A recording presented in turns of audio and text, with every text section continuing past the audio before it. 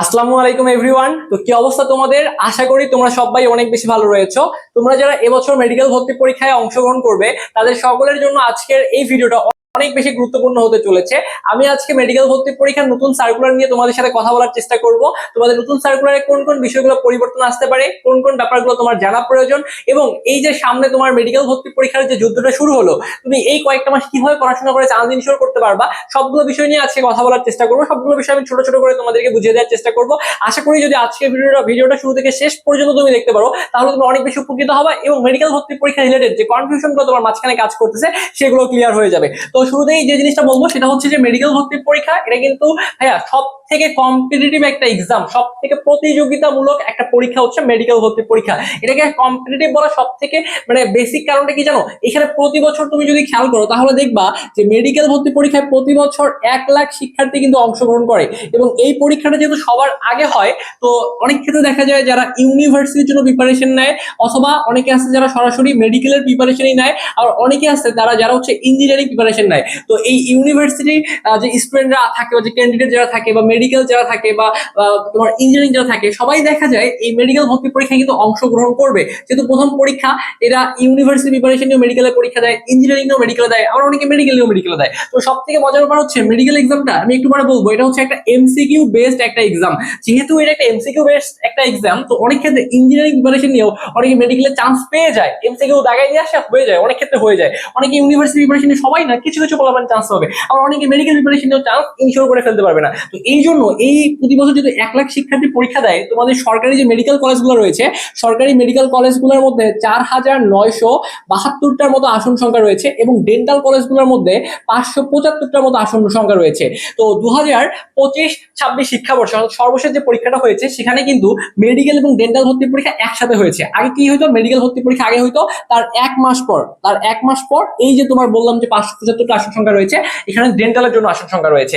তাহলে মেডিকেল ভর্তি পরীক্ষার 1 মাস পর ডেন্টাল ভর্তি পরীক্ষা হইতো, এটা আগে হইতো। তো 2025 শিক্ষাবর্ষে যদি একসাথে হয়েছে তাহলে আমরা আশা রাখতে পারি তোমরা তাহলে কত, তোমরা যেহেতু এইচএসসি 26 ব্যাচ, তার মানে তোমরা হচ্ছে 2026 এবং 27-এ পরীক্ষা অংশগ্রহণ করবা। তো তোমাদের এবারও একসাথে কিন্তু এই পরীক্ষাটা হওয়ার ভালো সম্ভাবনা রয়েছে। তো যেহেতু খুবই প্রতিযোগিতামূলক একটা পরীক্ষা হবে, তোমাদের কিন্তু গোছানোটা প্রিপারেশন লাগবে। আমি মেইন ভিডিওতে যাবো, জাস্ট ছোট করে বলে আজকে থেকে কিন্তু আমাদের মেডিকেলের জন্য পূর্ণাঙ্গ একটা ব্যাচ হোয়াইট অ্যাপ্রনে ক্লাস শুরু হতে যাচ্ছে।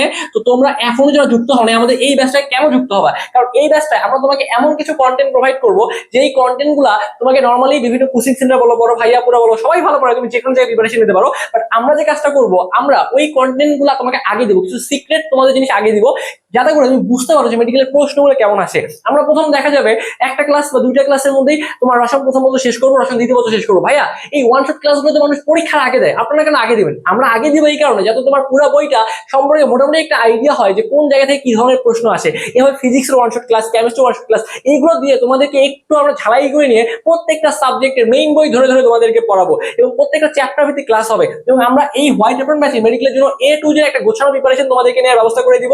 তুমি যদি শুধুমাত্র আমাদের ক্লাসগুলো ভালো মতো করে তোমাদেরকে যে গাইডলাইনটা দিব এই গাইডলাইন ফলো করে পড়তে পারো, তাহলে চান্স ইনশিওর করে ফেলতে পারবা। কারণ মেডিকেলে চান্স পাওয়ার জন্য সব করে ফেলতে হবে এমনটা না, যেহেতু প্রত্যেকটা চ্যাপ্টার থেকে কয়টা করে প্রশ্ন আসবে, হাইয়েস্ট একটা বা দুইটা করে প্রশ্ন আসবে, এই জন্য আমাদের সেই গেম প্ল্যান নিয়ে কিন্তু মাঠে নামতে হবে। তো শুরু থেকে শেষ পর্যন্ত আসলে চান্স পাওয়ার বেসিক্যালি রিজনটা হচ্ছে একটা গাইডলাইন। তুমি আসলে কি রকম কন্টেন্ট গুলো পড়তেছো বা কোন কন্টেন্ট গুলো তোমার আসবে পরীক্ষা বা কোন কন্টেন্ট গুলো ছেড়ে দিতে হবে, এগুলো তোমাকে বুঝতে হবে। তো এইগুলো আমরা তোমাকে ভালো মতো শেখাবো এবং ক্লাসও থাকবে এবং ক্লাসের পর আশা করি ক্লাসে মুখস্থ হয়ে যাবে। তো আমাদের এই হোয়াইট অ্যাপ্রন ব্যাচে আর কথাবার্তা বলবো না, আমরা এখন ডিসকাউন্ট অফার আজকে থেকে যেহেতু ক্লাস শুরু হবে, তোমরা যারা এখন যুক্ত হবে মাত্র 2500 টাকায় যুক্ত হয়ে ক্লাস শুরু করতে পারবা।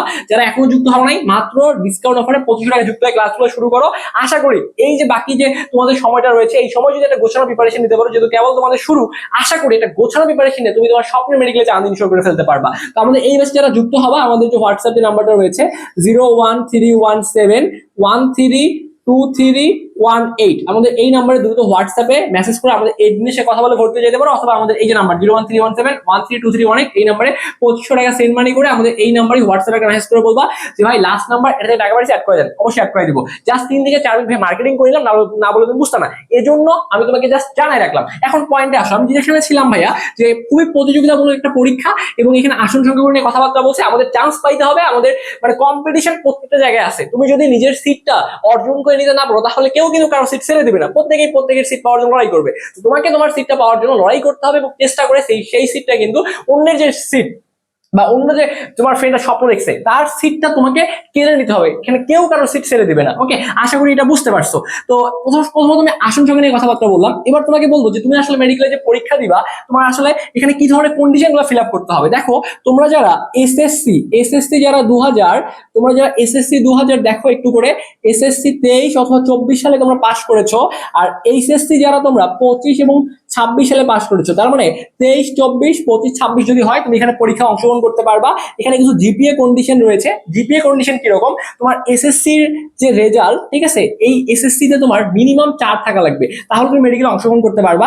এবং এইচএসসির মধ্যে মিনিমাম 4 থাকা লাগবে, এই দুটাতে 4 থাকাই লাগবে, 4 না থাকলে পরীক্ষা বসতে পারবে না। এবং দুইটার যোগফল তোমার হওয়া লাগবে 8.50। হ্যাঁ, দুইটা যোগ করলে তো 8.50 হয় না, তার মানে একটাতে তোমাকে একটু বেশি থাকা লাগবে, এবং দুইটা যোগ করে যদি তোমার 8.50 হয় তাহলে তুমি পরীক্ষায় বসতে পারবা। এগুলো বেসিক কথাবার্তা। এবং এখানে কথাবার্তা আছে যে তোমাদের এই যে এইচএসসির যে বায়োলজি, এইচএসসির বায়োলজির মধ্যে আবার 3.5 থাকা লাগবে, তাছাড়া পরীক্ষা বসতে পারবে না। এগুলো হচ্ছে মেডিকেলে পরীক্ষায় বসার তোমার যে কন্ডিশন গুলো, সেগুলো নিয়ে কথা বলার চেষ্টা করছি। এবার আসো আমরা মেইন পয়েন্ট নিয়ে কথাবার্তা বলি। মেডিকেল ভর্তি পরীক্ষা হবে তোমার 100 নম্বরের, এই 100 নম্বর তুমি এমসিকিউ পরীক্ষা দিবা, এবং বাকি 100 নাম্বার তোমার জিপিএ থেকে নেওয়া হবে। এটাও কিন্তু হিউজ একটা ব্যাপার স্যাপার। দেখো তোমার যদি জিপিএ নাম্বার 10 থেকে 12 মার্কস কাটা যায় তাহলে কিন্তু চান্স পাওয়া অনেক কঠিন হয়ে যাবে। এই জিপিএ কেমন হিসাব করে, তোমার যে এসএসসির যে রেজাল্ট আছে, তুমি মনে করো এসএসসির মধ্যে জিপিএ 5 পাইছো, এটাকে তুমি গুণ করবা, তুমি এটাকে গুণ করবা 8 দ্বারা গুণ করবা, তাহলে 5 আসতে 40 চলে আসতেছে। আর এইচএসসির জিপিএ কে তুমি গুণ করবা, দেখো এইচএসসি তে মনে করো 5 পাইছো, এটাকে 12 দ্বারা গুণ করবা, তাহলে 5 12 60, এই 60 আর 40 সব মিলে 100। এখন কথার কথা, তুমি মনে করো এইচএসসি তে 5 পাইছো, বাট এইচএসসির মধ্যে 80 তুমি কত পাইলা, 4 পাইলা, তাহলে 4 12 48, তাহলে তোমার 48 চলে আসতেছে। তাহলে এখানে 60, তোমার কত নাম্বার কাটা যাচ্ছে, তোমার কিন্তু 12 নাম্বার কাটা যাচ্ছে।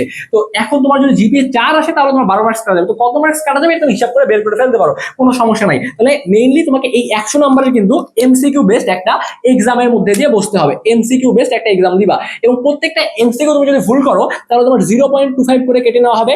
এভাবে তুমি যদি 4টা প্রশ্ন ভুল করো তাহলে তোমার 1 নাম্বার করে কেটে নেওয়া হবে। এবং তোমার এখানে 5 নাম্বার আছে, 5 নাম্বার কত, 5 নাম্বার হচ্ছে 40, এই 40 পেয়ে তোমাকে পাস করতে হবে। এবং 40 যদি পাও তাহলে তোমার যে প্রাইভেট যে মেডিকেল কলেজগুলো রয়েছে সেগুলোতে তোমার পড়ার সুযোগ হবে। প্রাইভেট মেডিকেল ভাইয়া কতগুলো রয়েছে, আমাদের 6 থেকে 8,000 সব মিলিয়ে প্রাইভেট মেডিকেল কলেজ রয়েছে। যে পাস করার জন্য অবশ্যই 40 মার্কস পাইতে হবে, 40 পাইলেই প্রাইভেটে পড়া যাবে, তাছাড়া কিন্তু প্রাইভেটে পড়ারও সুযোগ থাকবে না। তো এগুলো হচ্ছে ব্যাপার, মানে বেসিক্যালি ব্যাপার স্যাপার। এবং এখানে ক্যালকুলেটর কিন্তু ব্যবহার করতে পারবে না, নো ক্যালকুলেটর।